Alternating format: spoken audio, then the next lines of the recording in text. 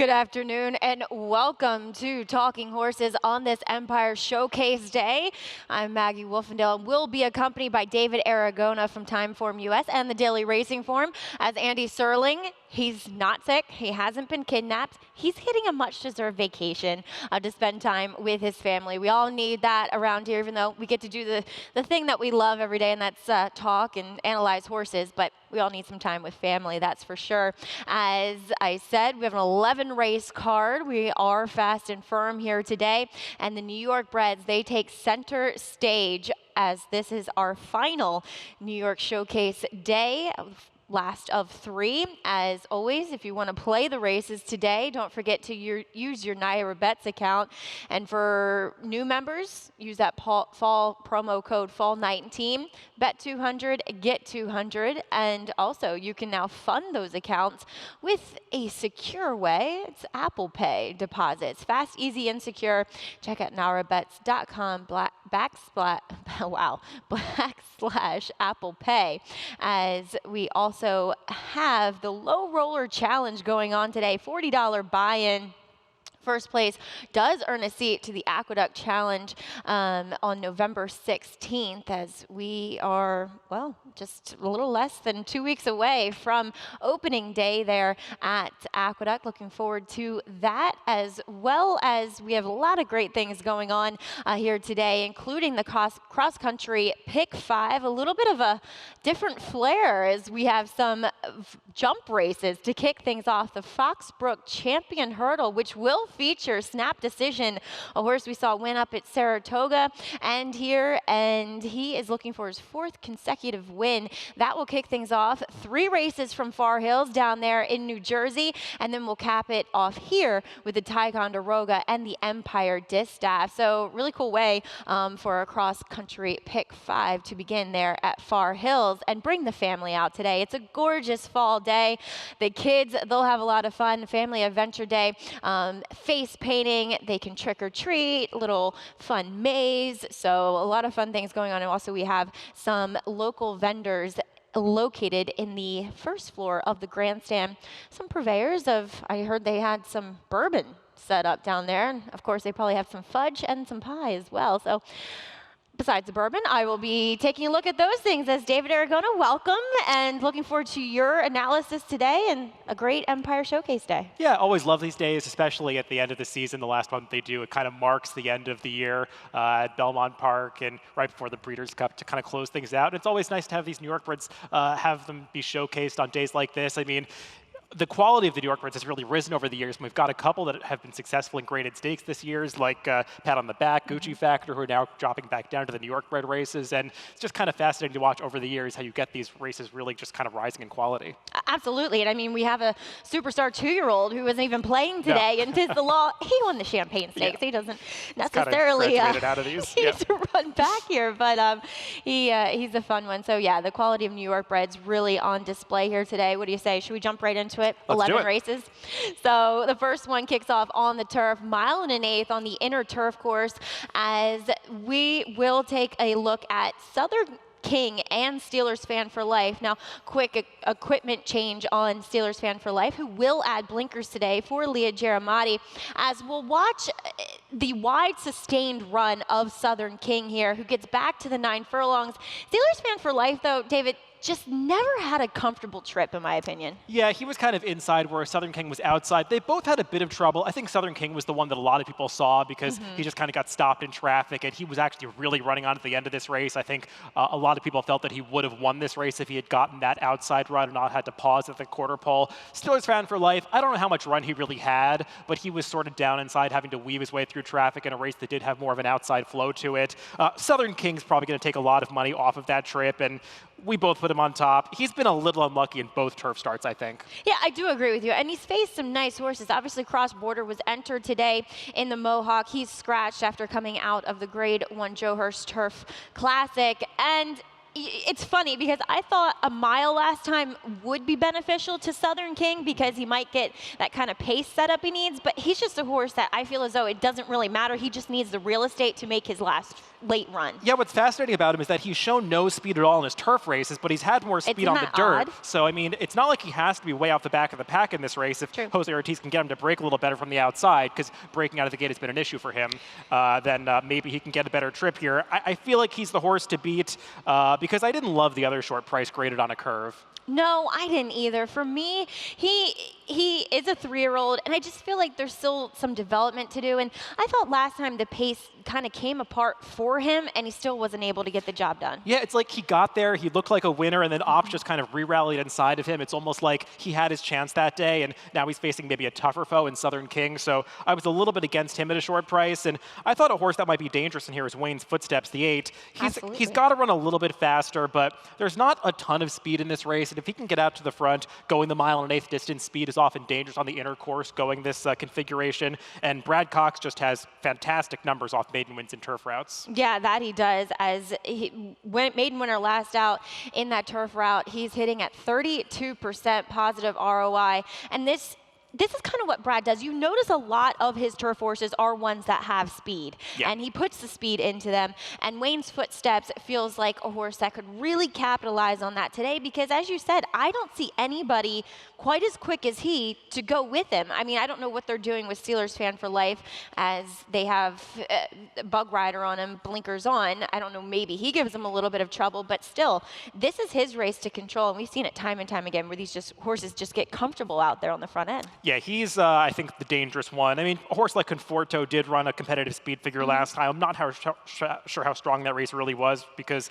Clyde's runner, I mean, he's an open company runner, but he's more of a claimer starter allowance type. So he's got to get the 9 furlongs too, but I would throw him in there as kind of a fourth alternative. Yeah, that was kind of my problem with him is he best at 9 furlongs? I think maybe a mile is better for him. As we'll move on and take a look at our first stakes race on the card, that's the Maid of the Mist. And interesting grouping between kind of the 4 inside runners going the mile. And you have some horses that are just stepping out that extra furlong from the 7 to the mile, and some that are going to try 2 more furlongs. And ultimately, we agreed annoyingly again here. Quite a bit today. I know, right? But let's take a step back and look at Naked Avenger, who is undefeated and a stakes winner. That's something none of these other horses can say in here. The problem is she's going to be a short price today, and she's been huge prices in her 2 previous efforts. That's really the only knock I have against her, though, if you can even consider that a knock against her, because she's run really well in both starts. She's just a pretty strong finisher. I mean, it almost looked like she was never going to get there at the top of the stretch. She's almost going backwards on the far turn, but once they turned into the lane and Luis Saez really got into her, she responded. And I did think part of it was an optical illusion because the 2 horses to her inside, they did not want the 7 furlongs. They just kind of faded at the end. But, I mean, she was finishing well enough. I don't think she's going to have a major problem with the mile. Like you said, it's just the price that you're not going to get. I do have I respect the fact that she won going the 7/8 and she took that big step forward. But also, you watch that.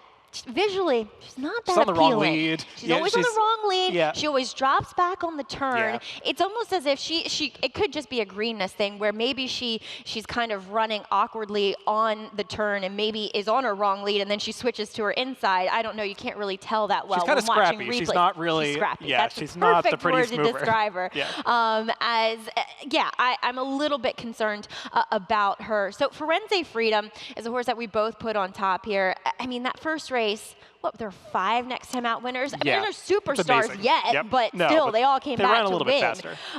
And she got the job done last time, as we'll take a look at Jason Servis's stats for this. I mean, it's pretty astonishing. I even put in with 2-year-olds, maiden winner last out on the dirt. He's 5 for 12, 42% with a 352 ROI. I mean, so the numbers are just there as they typically are with Jason. Yeah, and on top of that, he's having another very good meet, winning at almost 40% at Belmont Park.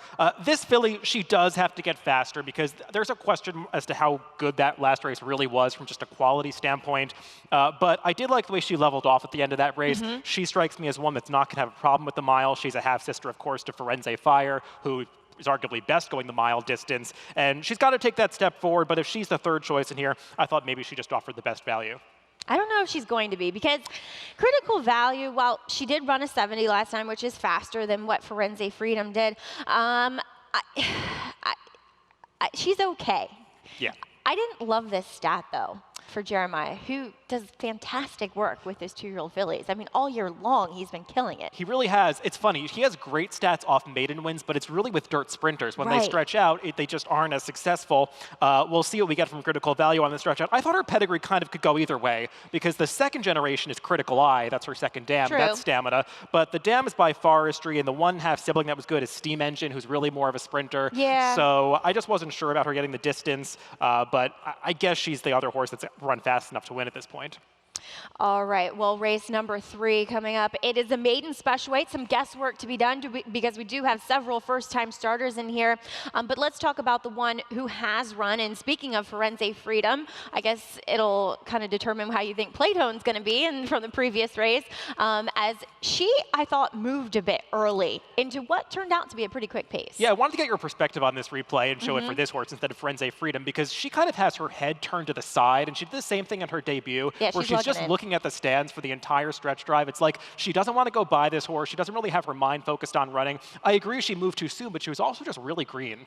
She was, and it's kind of odd. I don't know. It almost as if she's looking at the stand / looking for another horse to come up and then when this beside horse passes her, her, when she, it's like, yeah, exactly, she focuses again. She focuses again. She's just maybe a slow learner. I thought the 7 furlongs would be ideal for her. Now she's going back to the 6. It could be apples and oranges. It couldn't matter whatsoever. But I just thought I kind of wanted one that had experience in here. Yeah, I mean, when you've got a first-time starter that's going to take a lot of money and there's a horse with experience that's done well already, I kind of wanted to default to the horse with experience, because with the firster, you don't want to take too short of a price on a horse that has to break well, has to do things professionally in its debut. And the firster that I think is going to take money is Data Analytics for Chad Brown, a New York bred with really more of an open company pedigree, being by Into Mischief. This one, it seems to be working pretty well, but feels like a spot where it's going to take a lot of money. Yeah, and the dam actually I have to square Eddie. So I love the Into Mischief influence. There wasn't much though immediate pedigree. No, just the second generation. Right, exactly. And then 2, I watched her last work, which you can check out on XBTV. She worked with a filly by the name Octava, who I guess the barn highly regarded, but her first effort was very not dull. She good. Looks like a 2-turn type. Maybe she had showed no speed at all, but yeah. And to be fair, I think Data Analytics went better than her in the breeze, and she's hard on the bridle, so that's indicative of a horse that wants to go shorter, and Octava probably wants to go longer. Yeah. Of the firsters, I thought she would take the most money. I mean, some of the other firsters, they've been working okay. There are some quick works down at Monmouth for Silver Bank for Mike Stidham, although he's better first time out on the turf than dirt. True, but I gotta say, in the last 2 years, I remember Mike Stidham, when I first started here, when he'd ship a horse in, they wouldn't make a peep. And in the last 2-3 years, he's really found what horses fit here in New York. So I think it's always promising. Obviously, it's a New York bred, so it should come here. But he's kind of gotten better at placing his horses here at NYRA. Yeah, and he's come with some youngsters as well that have been pretty live this year. So I think you've got to pay attention to that one. And even Take Charge Jonna for Bruce Levine, I thought looked somewhat interesting. It's a dirt pedigree, so maybe she could do okay in this spot. All right, race number 4, as it's the Mohawk. We have a 1/16 on the turf course. We do see Wrapped and the scratch of Cross Border here. And again, we see the same kind of horses meeting up that come out of the Ashley T. Cole. And we'll start by talking about poor Gucci. What a horrible day at the gate for trainer Christophe Clement. Some real bad luck here. Wow. Gucci Factor, he just acted up right as the gates opened and the starter tried to correct him, and it just was just confluence of events that caused him to get off 6 lengths slowly. All things considered, I mean, we'll watch him a little bit in the stretch. He actually gets close to this field at the end and only loses by less than 4 lengths. So, I mean, he arguably could have won this race if not for that trouble at the start. Absolutely. He was the favorite that day, too. Yeah. And he's a horse that I feel as though has just been so good. Christophe intentionally skipped Saratoga with him because he is that high-strung horse, as we saw on display at the gate, because Belmont's just a much more relaxing type of environment, bigger turns for a bigger horse as well. And we'll see Dot Matrix pull off a little bit of an upset here, a horse that I like because I just thought that Luis Saez was really the perfect match for this horse because he wasn't getting out of the gate, and then Louis gets him out of there and he's able to lay closer. He doesn't have as much work to do. The problem is 8-1 last time. what is he going to be, second or third choice here? Probably second or third choice. I mean, I think Gucci Factor, Dot Matrix, and Voodoo Song will be very close on the tote board. I mean, Voodoo Song, we can look at this pace projector. He's going to have a big advantage in this race because, especially after the scratch of cross border, there's just no speed to go with him, and he's going to be able to control things on the front end. My one problem with Voodoo Song in relation to Dot Matrix last time is that that race is on the inner course, and Voodoo Song was supposed to win that race because that's a situation that's very favorable to him, getting the lead, that clear lead on the inner turf course. This race is on the Widener. If Dot Matrix can stay close to him again, isn't he going to be dangerous once again? Yeah, you're right, absolutely. And in a mile and an eighth, you kind of get to dole out those fractions a bit better. But then I've always wondered, truly, is he a 9 furlong type of horse where a mile and a 16th might be a little bit better with him? Look, cross border actually was my top pick in here, so I scratched into Voodoo Song, but I respect Dot Matrix as a horse, and as you put Gucci Factor on top, I mean, that race really, other than the start, he would have won. Yeah, and the other thing about Gucci Factor is the 9 furlongs is always going to be a little bit of a question mark last time anyway, because he's really more of that miler type. Now getting back to the mile and 16th on the Widener, I think that actually suits him better. He's 4 for 5 at the distance. If he's still in the same form that he was when he won the Poker and the Kingston, he's just going to be super tough in this race. I mean, yeah, his latter half of 2018 form, his 2019 form, honestly, I think beats these horses. Yeah, and also he's one of these horses that seems to come alive in the fall sometimes. True, so very true. I mean, he's kind of had, spotty racing, and then he kind of gets on a roll. He's not a summer horse, as you pointed out. No, as we'll take a look, race number 5, the Empire Classic, and 2 very, very nice older horses going head to head here. Pat on the back, though, he's the star, I think, of this entire card. He's a millionaire. He's the greatest stakes winner now, as he does come out of a win in the Kelso, as we're checking it out right here. A great ride by Dylan Davis. 2 back, he was totally compromised in that tail of the cat. And a mile and an eighth, look, he's the defending champ of this race. I mean, they arguably could have targeted the Breeders' Cup Dirt Mile and not been without a chance in that race. I mean, Omaha Beach will be formidable in there, but I mean, he'd be among the contenders other than that. Pat on the back, like you said, he won this race last year, and coming off this nice win in the Kelso over Prince Lucky. I mean, if he repeats that last race, he's going to be very difficult for Mr. Buff to beat. But I think Mr. Buff is a real rival for him because he loves this mile and an eighth distance, whereas Pat on the back, he gets the mile and an eighth, and he did it last year. I feel like Mr. Buff is better this year than he was when he faced him in the Empire Classic last year. Did you see Catalina Cruiser's not going to the mile? I'm kind of happy that all the talented sprinters are converging in the sprint. It's true. I mean, you want to see that be a great race, and it'll be a fun matchup. Both the male and the female divisions of the sprint this year are sensational. They're nice races, yeah. But anyway, I agree with you. I'm concerned about what does Not That Brady do to the outside of Mr. Buff, though. It's a little bit of a concern. I think it's a little odd they're taking the blinkers off. It's Not That Brady. Because he only ran with them. I mean, he was eased when he didn't have them. Yeah, it's like they can't be rating him in this spot. That would be silly. But Mr. Buff, I will say, he did show the ability to sit off a horse in the Evan Shipman 2 back. I thought he actually ran quite well that day, considering he had to stalk in the early going. So if he can sort of just get outside Not That Brady, if he lets that one cross over and Junior gets him to relax, I think that makes him dangerous. I mean, look, Mr. Buff is going to have to show up with his best effort to be a pat on the back. I'm just hoping the stamina comes through. Yeah, the one thing I can say about Mr. Buff is, as you can see here, he's so much bigger than the rest of his competition. So the mile and an eighth and 9 furlongs, he just is able to unravel that stride, and he just gets in this rhythm. And I think he, as you said, has been very good this year throughout, besides that one debacle down at the fairgrounds. And I mean, look at him, it's just his stride so much bigger than everybody else. It almost looks like he's stopping at the end of his races, but he just has a big stride. Exactly. He's running faster than you think. He's a fun horse. But let's talk also about Dynamax Prime, who I think is in great career form as of now. Rob Atras has done a fantastic job. And let's say things do heat up with whatever they do with Not That Brady. I don't know if they're trying to go with the element of surprise with taking the blinkers off with this horse, because sometimes that works with a horse, just change something, and it'll kind of get in their head and they'll run better. But Dynamax Prime, I mean, he ran behind Performer last time, who is obviously on to graded stakes, I believe, from here. You would think so. For Shug McGahee.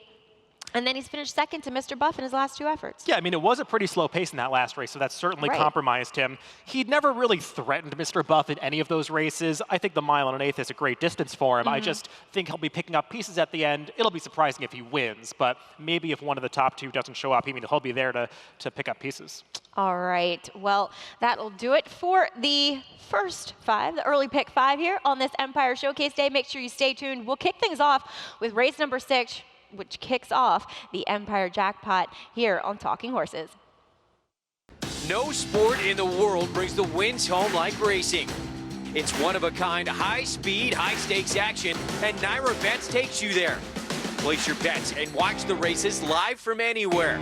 With Naira Bets, make easy, secure deposits and promotions every day to earn reward points or cash. Download the Naira Bets app or visit NairaBets.com. Sign up at NairaBets.com for a new member bonus.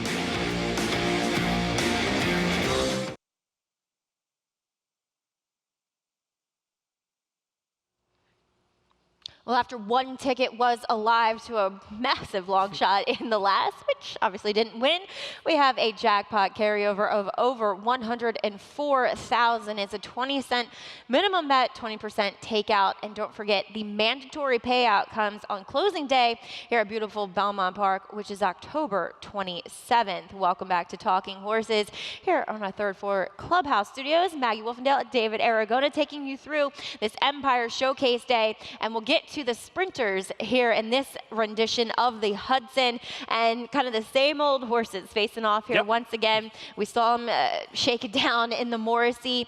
And David, honestly, I think even though Celtic Chaos beat Build to Suit that day, Build to Suit, he had the rougher trip. He did. He got kind of shuffled out at the start. I mean, it's amazing. He was behind Celtic Chaos in the early going. Nobody's supposed to be behind Celtic Chaos. He was surprisingly close to the pace here. I mean, it looked like he was going to win the race for a second Build to Suit. I still think he did. I know. If you watch it in real it's like time, he gets the bob, but then you see the photo and he didn't get it. It's amazing. Yeah, because he was really game to come through between horses. It's hard to rally inside when you've got a horse like Celtic Chaos moving faster on the outside. It looks like he's in front there. It seems like he won.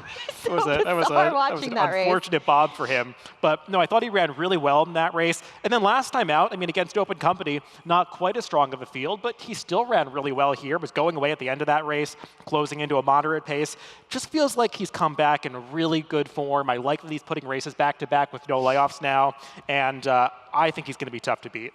He's just, I mean, too, he's a little bit of a Paddock kind of play for me. He's just, every time I see him, I'm just kind of drooling over him. He's just a really well-balanced, good-looking horse by Dominus. Yeah, I can't think of any other horse by, Dominus out of a Chief Seattle mare. Steve Asmussen horse, wasn't it? Yeah. I think he won a turf race, I want to say, like the Bernard Baruch or something like that. Go figure. That's kind of a Chad thing. Remember, what's Zevo? I don't even remember who he was by. Right? True Direction, True I want to Direction. say, right? That's what it is. I don't remember at all. Anyway, so looking at this race, I mean, Gold for the King, last time I thought he was hustled a bit in that race that we just watched to get to the lead.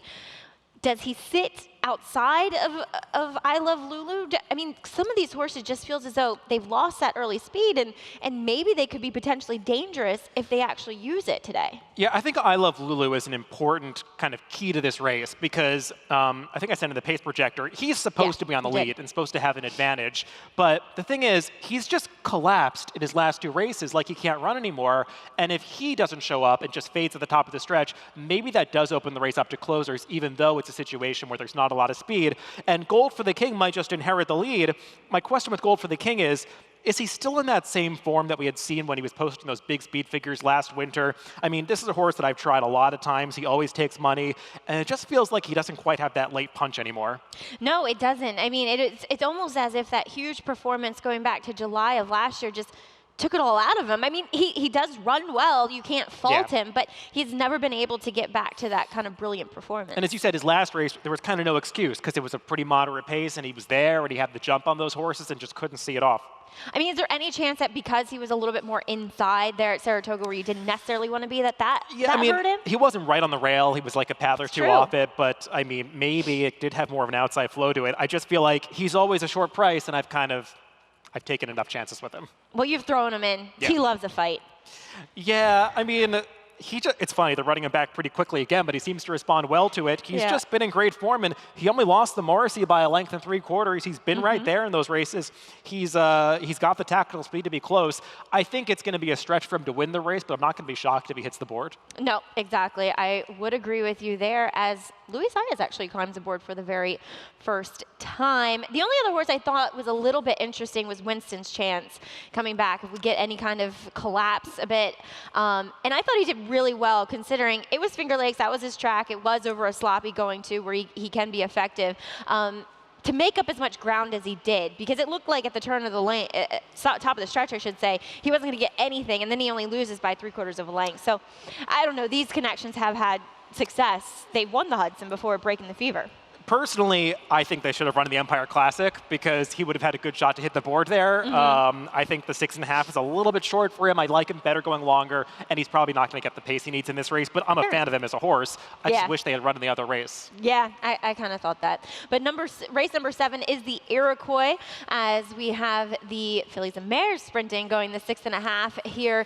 And we'll start by talking about Carrera Cat, who has been in tremendous form this year for trainer John Morrison. We'll look at her win 2 back here in the Union Avenue, and this was a fast pace that she was right on top of, and she just destroyed them here. And then, I mean, obviously going head-to-head with a Breeders' Cup contender it didn't quite work out well for her in the Gallant Bloom, but she's back against New York breds, and she soundly beat several of the runners she's meeting here today. Yeah, she's had a funny career going from wanted to make her into a turf horse and just not being able to break her maiden. Now they switched her to dirt with a turf pedigree, and she's just been a sensation on the dirt.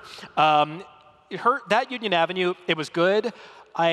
I don't know the kind of form that Holiday Disguise is in, so I don't know how much credit I really want to give her for beating Holiday Disguise. And beyond those two, a lot of horses just didn't show up in that Union Avenue.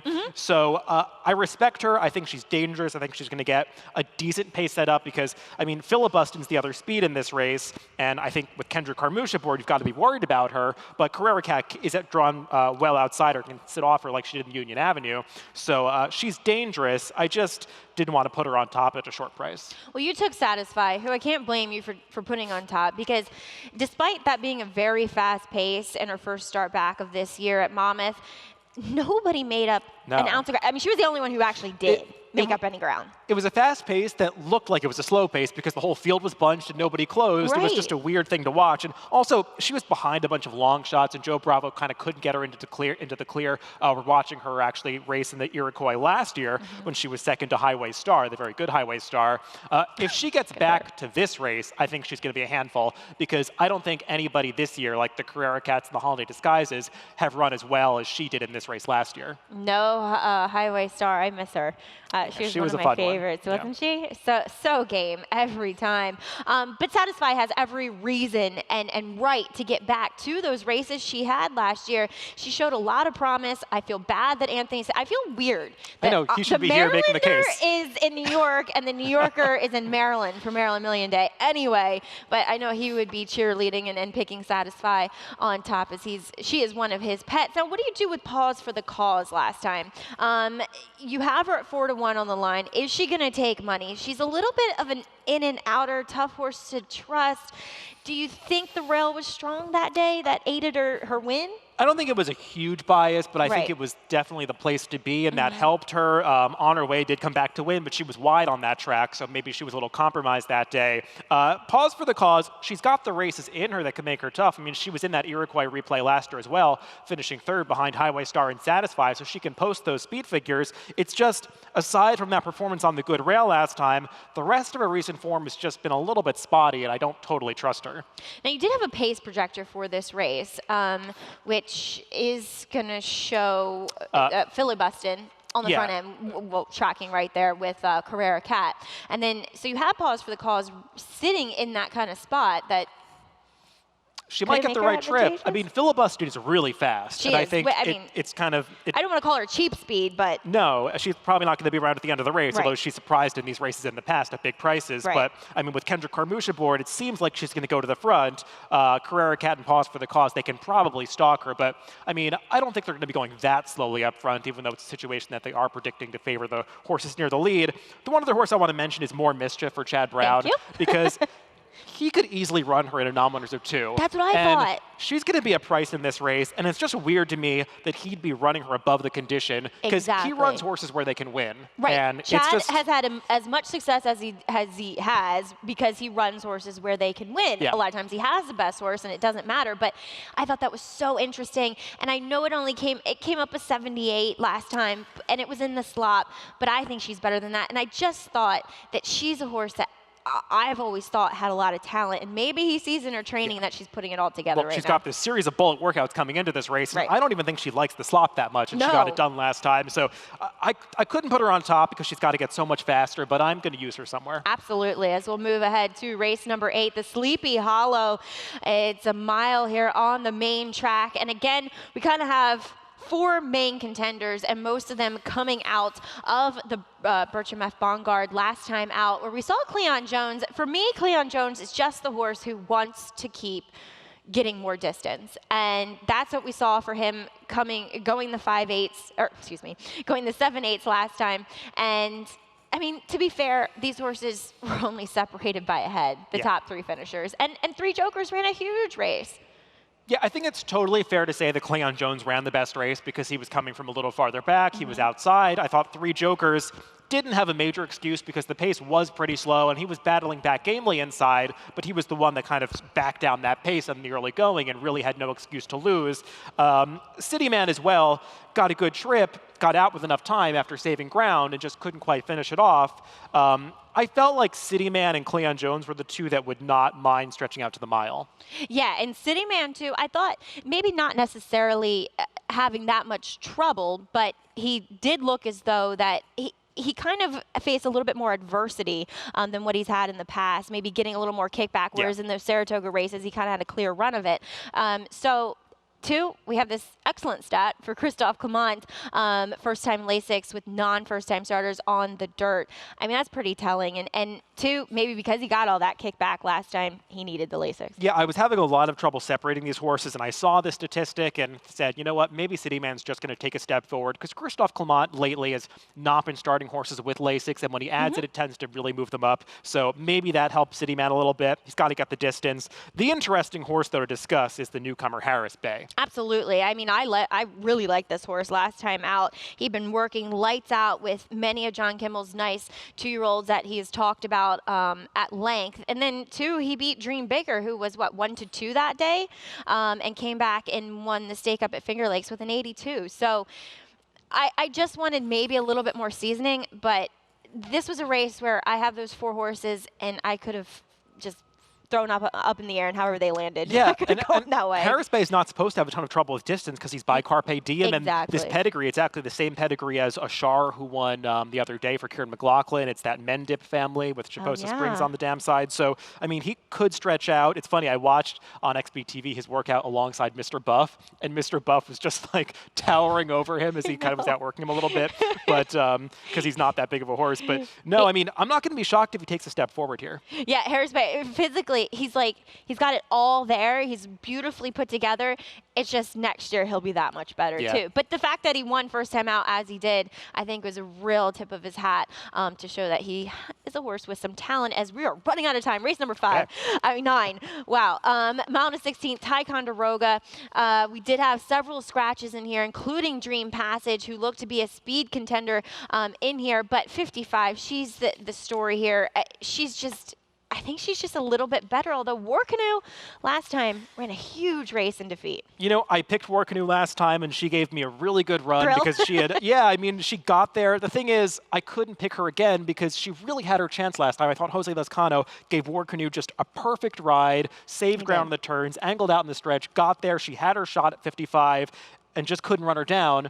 And now 55 is cutting back to the mile of 16, which I think is actually even better for her. And I just couldn't put War Canoe on top again. I know, and I thought last time maybe she was a little closer than she feels kind of comfortable in doing, as we will check out that John Hettinger from last month. And yeah, you see 55, she's kind of 3 lengths off the lead the whole time, and she's kind of parked out wide. I mean, Javier rode her as he should, as the best horse in the race, because she is. But I also thought maybe not her most comfortable situation. Yeah, she didn't get that same trip that Worknew got, where she was sort of covered up inside, the kind of turf trip that you want to get.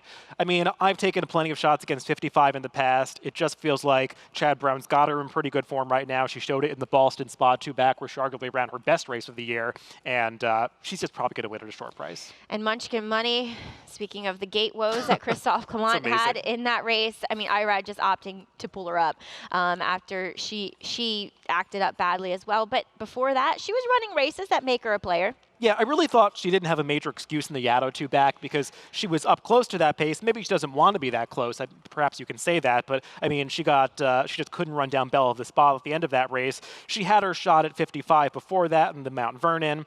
She has probably improved marginally for Christophe Clement. I'm just not sure that she really can take that step forward to put her over the top to beat 55. I agree with you. As race number 10, the Empire Distaff. As interesting matchup in here, we have the 3-year-old newly minted taking on the older Linda Rice in Midnight Disguise, who does return off a bit of a layoff. As we're going to check out newly minted winning the Fleet Indian here. She's undefeated on dirt.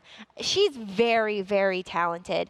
I just thought maybe I wanted the horse that had a little bit more experience facing Olders for, well, not the first time, but the real Olders for the first time. Yeah, I think both Newly Minted and Ratajkowski, who we'll talk about in a little bit, they do get the class test here because Newly Minted has just been so much better. She's far superior to the other 3-year-olds that she's been facing, and she's facing a lot of better horses here who have run speed figures that are just as fast, if not faster than her. I will say she went really quick in the early going of that Fleet Indian last time. Everybody fell apart, and she just kept running. I think the fact that they made this race a mile this year instead of a mile and 16th, which it's been in the past, it actually helps Newly Minted a lot. And she showed she can rate in the Bowery 3 back, so she's pretty dangerous. As the favorite, I didn't want to put her on top, but I'm afraid of her. Excuse me. Well, we both went to number 9, Midnight Disguise, who skipped Saratoga. Obviously, she's a horse that might have some issues going back, but at least, you know, she's run quite a bit, to give her credit. And 2, she ran well, I thought, last time, going a distance where she wants no part of. I don't think she wants a 6 furlongs. I mean, I think if you just take a glance at her PPs this year, you'll say, oh, well, she's been a disappointment in 2019. But when you really dig into it, she's had a ton of excuses. She doesn't like wet tracks at all. So throughout those races, she was against a gold rail on February 10th, so there's an excuse. And as you said last time, I mean, 6 furlongs, it's like she's just getting unwound at the 5.5 furlong pole. So she actually ran well that day. The one race that she ran going this 1 mile distance was against Catherine the Wise, but she finished ahead of everybody else, ran her best speed figure. So I think the mile is just perfect for her. I totally agree. And so then you have to deal with Ratajkowski, who feels like a 3-year-old, but no, she's a 5-year-old. She only started running this year. I have a little, okay, I don't want to be too critical of riders, but she wasn't hard ridden, but why not just cruise home here? You know, when horses are really implored by the whip, he's going to hit her about 5 times to win by 10. Like, you don't need to do that. And it was such a huge performance considering the pace. Is she going to come back and duplicate that? Not that she necessarily has to. She doesn't have to run this fast, but I don't know. And my other thing about her is, I mean, it was an uncompetitive field last time because you have to remember Might B was in that race and was 2-1, and then Might B was eased. So without Might B in there, Ratajkowski would have been like 1-10. Right. And here's the pace projector. I think Might B is an interesting horse to discuss because she does have a lot of speed. They're putting the blinkers back on, so she's probably going to show it today. But if she's leading, then Ratajkowski and Newly Minted and some others, they're all going to want to get that stalking trip in behind, so they'll be jockeying for position. But my question with Ratajkowski is, where did that race come from? Because she had to work so hard to beat Singular Sensation 2 back, and that's not a horse that would be competitive in this race, so I don't totally trust her, but I know she's this big, impressive horse who might just be finding herself now. Maybe. She'll have to prove it to me today. As race 11, maiden special weight, going the 7/8 on the turf course as... Again, we agreed. Sorry.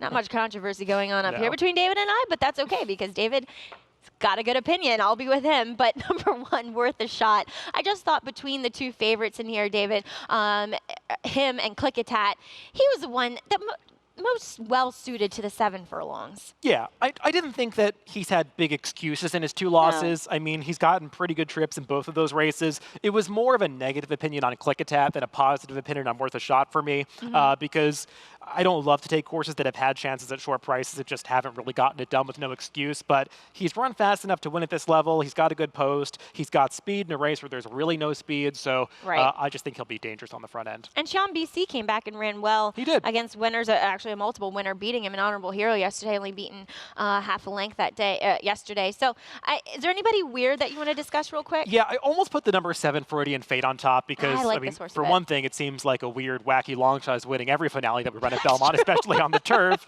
So I considered that. But also, I was mentioning there's no speed in this race because every horse is just has route speed or they're a closer. And Freudian Fate did break a lot better last time. He actually broke on top, showed some speed on the dirt behind a runoff horse, Cool Boy, who just has a ton of early speed. He's got some turf pedigree. He's by Freud. Yeah, it goes either way. Yeah, his debut was not terrible. It's low-profile connection, so we're not going to take a lot of money. And Luis Saez could be aggressive. You know, this trainer grew up, was a neighbor of Tom's in North Yorkshire, Really? England. I mean, that makes a a funny small coincidence. weird, Yeah. small world. That's really weird. Yeah. Anyway, but I do think he's a long shot you might want to take a look at in this finale. Well, David, great job as usual. Yeah, Sorry we had to great fly deal with you. through these. 11 race card here on this Empire Showcase day, as we are 28 minutes away from the first one. If you're not a member of Naira Bets, become one today. What better way to play this 11 race card? New member bonus using fall 19. Bet 200, get 200. And fund it with your Apple Pay account. Always fast, easy, and secure.